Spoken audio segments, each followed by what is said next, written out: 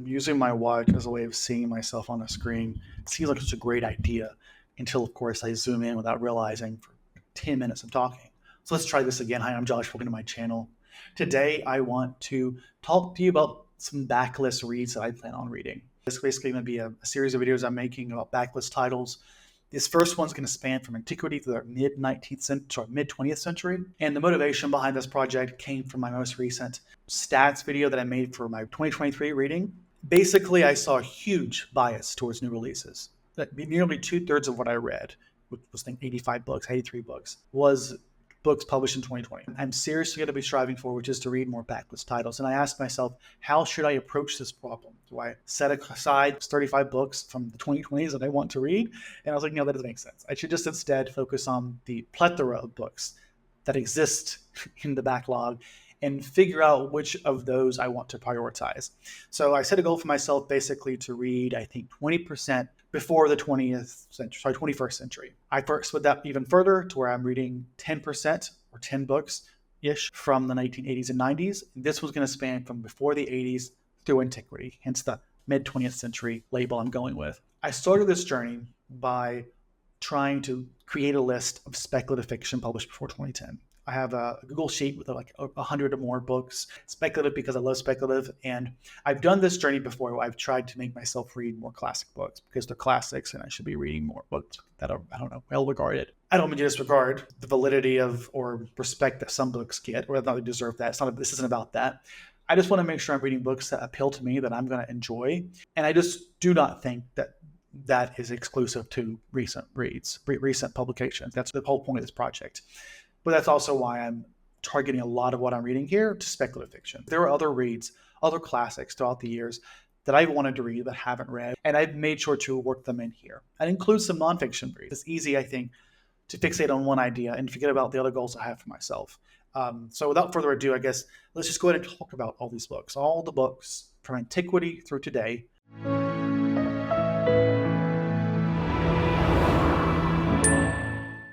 So let us begin with number 10, The Gods Themselves by Isaac Asimov.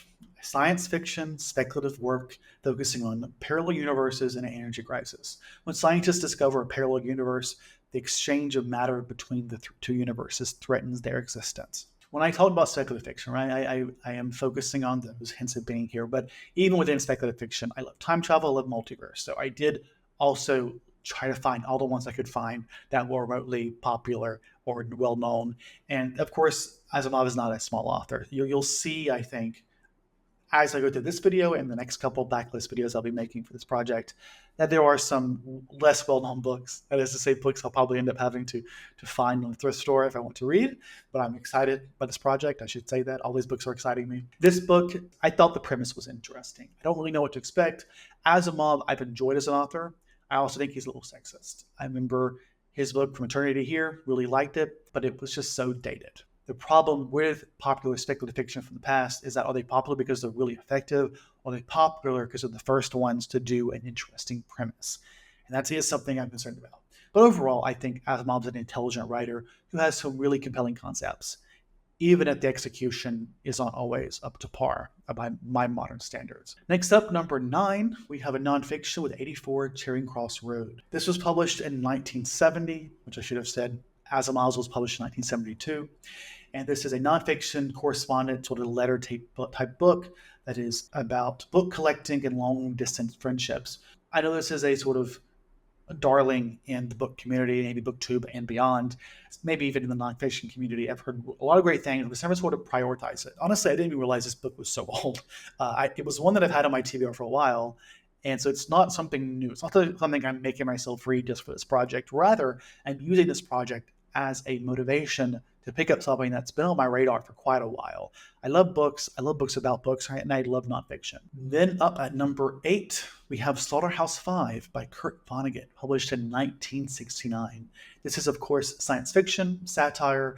It has time travel and anti-war and dark humor type tone. And the premise is you have Billy Pingle becomes unstuck in time, experiencing different moments of his life, including his time as a soldier in World War II.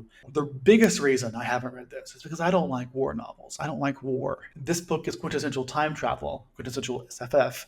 and I just haven't picked it up really for that reason. Even among Kurt Vonnegut, when I was going through the speculative fiction, honestly, I think I was more compelled by the Timequake or something, whatever. The other time travel book that Kurt Vonnegut has was the one I really wanted to pick up. This is one of those rare exceptions where I let the sort of prestige of a book motivate me to pick it up instead. I do think I'll like it. Moving on from there, we have the nonfiction. I did not intend to do this back and forth. Published in 1956, we have The Night Trilogy. It's an autobiography memoir about his time in the Holocaust and surviving, and his basically witness to history. I read Night a couple of years ago now, and it was one of my favorite books of the year. It was powerful and it was devastating. I wanted to read the rest of this trilogy, and I thought this was a good reason again to pick this trilogy up. I want to read the entire trilogy. I'll probably reread the first one before I do that. Before I read the rest, I mean.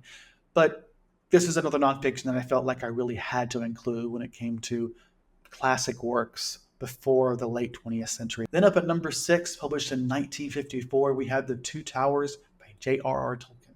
This is, of course, epic fantasy sequel in the Lord of the Rings trilogy, as we have Frodo and Sam on their journey to destroy the One Ring. You either know Lord of the Rings or you don't give a shit about it. I love Lord of the Rings, the films. I had trouble with the first book. I think I enjoyed The Hobbit more. I do know that since I've finished the first book and struggled through it, that it has been narrated by Andy Serkis, who did Gollum. And I really love his voice and the way he does a variety of voices, which I think has a really big impact on my enjoyment of the book. I think this originally was narrated by Rob Inglis or something, and I just was not a fan personally. The real reason I'm here is because this is a series, a classic series that I wanted to continue but have been sort of iffy about. And I thought, again, this was a good opportunity to motivate myself to go to a series that I had been interested in, just a little nervous about picking up. I don't intend to reread the first one. I watched the movies enough to know what's going to happen. Of course, I imagine some things have changed. But honestly, I'm really excited to continue this story. I'm hoping that Andy Serkis will breathe some life into this story in a way that the other narrators did not for me. Then up to number 5, we're now before the 1950s with our 1933 When Worlds Collide by Philip Wiley and Edwin Balmer. This is a science fiction apocalyptic story about planetary collisions. A rogue planet is heading towards Earth, and a group of scientists plan for human survival. I just thought this was a cool idea. I've been watching so many of those End of the World films lately. There was, of course, Don't Look Up, Leave the World Behind, which was a fun one. But then there was also that recent Netflix TV show, which was a really good miniseries. I think, what's it called? Carol and the End of the World. It was very depressing, but also a very interesting and unique look at how people might approach the end of the world. I really liked that one. So I'm just interested with the concept. Again, speculative classics, are they being propelled because they're effective or because they have a good premise? I guess we'll have to wait and find out. This was one I'd actually never heard of these authors. So this is an example of that speculative backlist list that I made being useful in me finding books that appealed to me. Then up to 1925, number 4, we have The Trial by Frank Kafka. This is existential fiction, absurdism, with a Kafkaesque bureaucracy, alienation, surrealism. A man named Joseph K. is arrested and prosecuted by a bewildering and oppressive legal system in a nightmarish and absurd world. I'm reading this one, honestly, for a project that I'm doing. I won't say what it is, but this was one I was already planning on reading when I made up this list. I'm not sure if it would have been on this list if I'd picked the top 10 backlist books that appeal to me, but because I have this other project, it sort of was pushing up the list. I wanted to make sure I include it here, mention it. It's a classic I never heard of, honestly, before I sought it out for the other project, which will hopefully be completed eventually, but it's an ongoing project I'm working on. I'm not trying to rush through it. I found in the past when I try to rush through a project, I get overly excited and then I lose steam. This one, I'm sort of taking it one book at a time.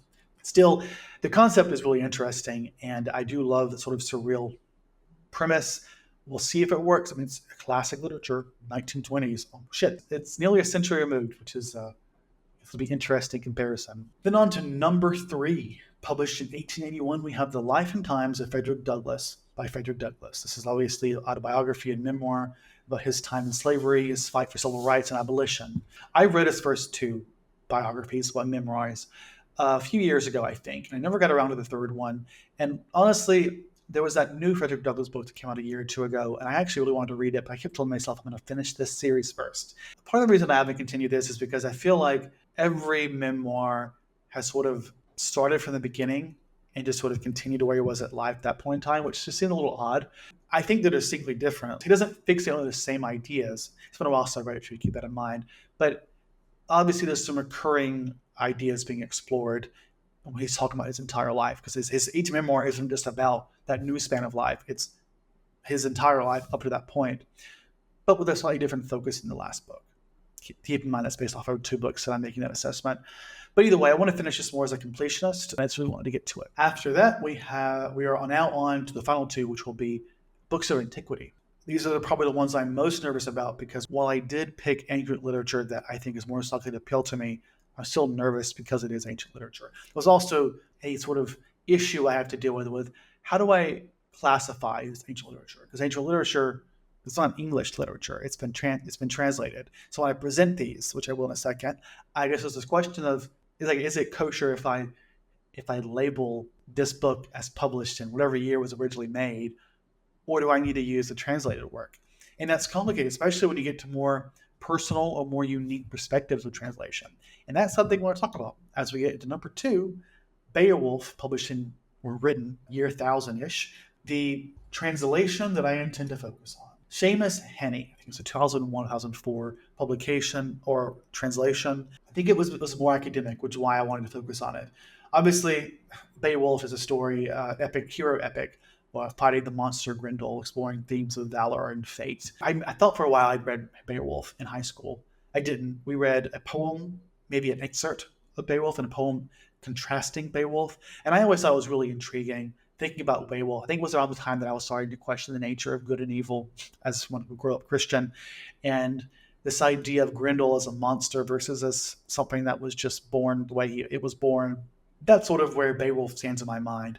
I figured this would be hopefully not too difficult of an epic poem to read, to get to. And while Seamus Heaney's book, which I believe is just the most hard, what I could find, it was one that's on audio, but 2 that seems to be mostly well regarded. These last 2, these books, these ancient literature, because of the translation, I'm interested in possibly doing a project around each of them.